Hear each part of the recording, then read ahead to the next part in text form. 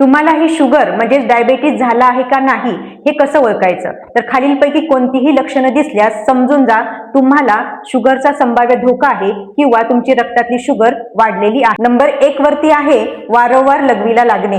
रक्तातील साखर वाढल्याने किडनी ही वाढलेली साखर आपल्या शरीराच्या बाहेर टाकण्याचा प्रयत्न करते, त्यामुळे त्या पेशंटला वारंवार लघवीला जावे लागते. नंबर 2 वरती आहे पॉलिडिप्सिया म्हणजे वारंवार तहान लागणे. डायबेटीसचे पेशंट वारंवार लघवीला जात असल्यामुळे त्याची बॉडी डिहायड्रेट होते आणि डिहायड्रेशन झाल्यामुळे शरीरातील पाणी कमी होतं आणि त्या व्यक्तीला वारंवार तहान लागते. नंबर 3 वरती आहे पॉलिफॅजिया म्हणजे वारंवार भूक लागणे. डायबेटीसच्या पेशंटमध्ये रक्तातील शुगर वाढलेली असते, परंतु ही रक्तातील शुगर म्हणजेच ग्लुकोज पेशींपर्यंत पोहोचत नाही आणि पेशींना त्यांचं अन्न न मिळाल्यामुळे पेशी सतत खाण्याची डिमांड करत असतात, म्हणून डायबेटीसच्या पेशंटला वारंवार भूक लागत असते. नंबर 4 वरती आहे अचानक वजन कमी होणे.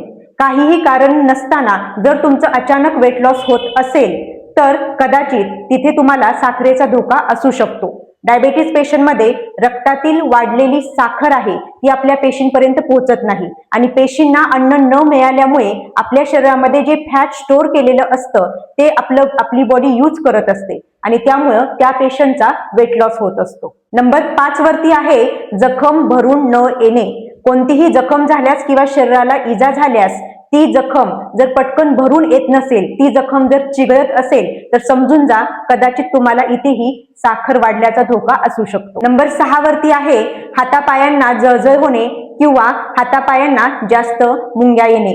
वाढलेली रक्तातील साखर ही डायरेक्ट नसांवरती काम करत असते, त्यामुळे नर्व डॅमेज होतात आणि त्या पेशंटला सेन्सेशन लूज होतं. नंबर 7 वरती आहे वारंवार इन्फेक्शन होणं.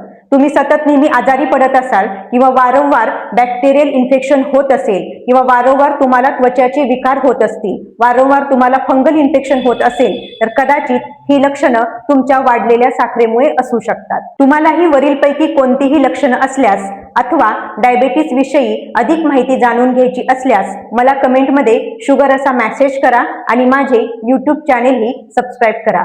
मी तुम्हाला याबद्दल अधिक आहाराविषयी मार्गदर्शन करेन.